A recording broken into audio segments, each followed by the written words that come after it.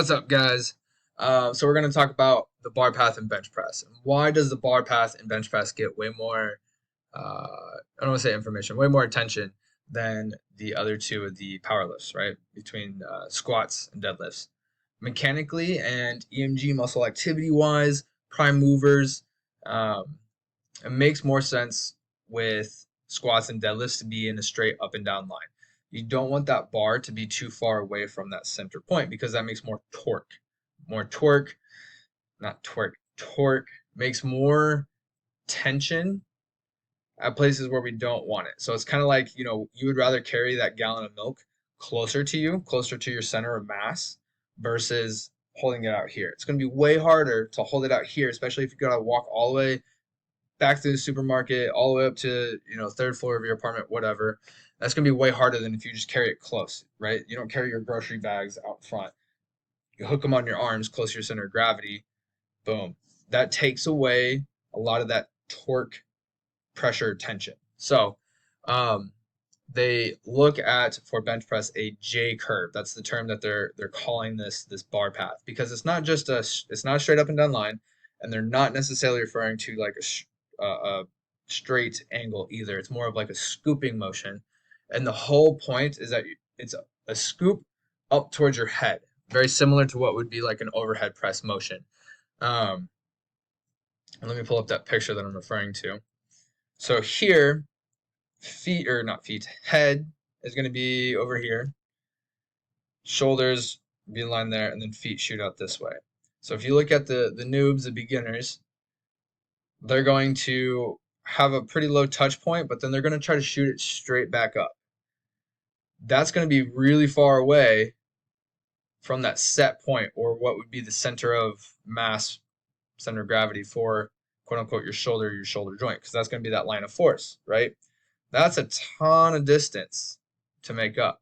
But then they look at some of the legendary strength athletes, some really good bench pressers in these studies. Again, head is over here, feet shoot down there.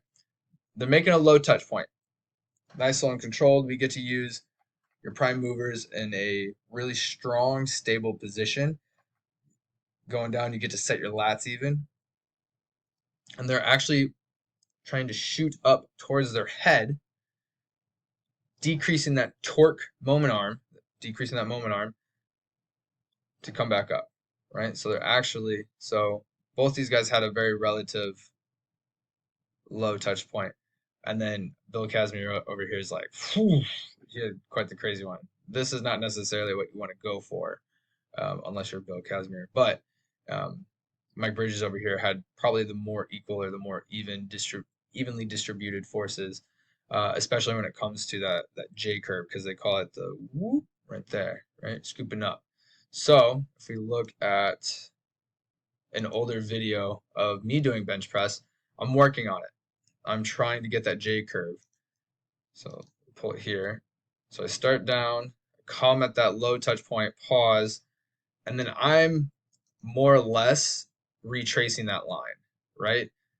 Nothing crazy about this bench press, but I'm trying to minimize how far away the bar is from my center of mass, or that line of pull, right? This is a lot of force that you got to overcome. So if you're going straight up, you're not making it easier on yourself at all, right? And this picture shows kind of what I'm talking about. This arrow is really big. This guy's more talking about having a higher touch point.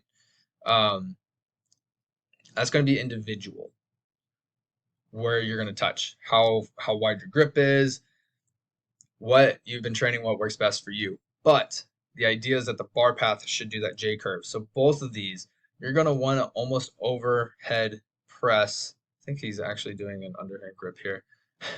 You're wanting to do like the overhead press motion. You're actually going to try to shoot towards your chin first as you're pressing up, instead of pressing up and then trying to fall forward. That's like trying to do a front raise with your bench press when you're all the way back here going up and trying to bring it back forward, right? Here, looking at a later bench press video of me coming down, and then I'm getting a small J curve. I think my third rep here is the best. We'll pause here. boom. Trying to get up towards your chin first mechanically versus there's the bar, my shoulder's over here, right? Mechanically, that moment arm is really large, and we want to minimize as much as we can, especially on that concentric motion.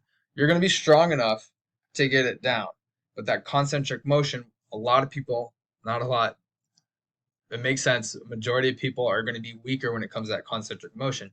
So you want to set yourself up for what's going to be a stable bench press in control, where a lot of that tension is and where you can handle most of it at, and then use your prime movers in the most efficient manner possible. So that's where that J curve, or the idea of this J curve, is coming from. Some things that you can do: one, think in a cue. You're warming up. I'm going to I'm going to try to overhead press this bench press. Sounds weird. Or I'm going to try to drive it towards my face.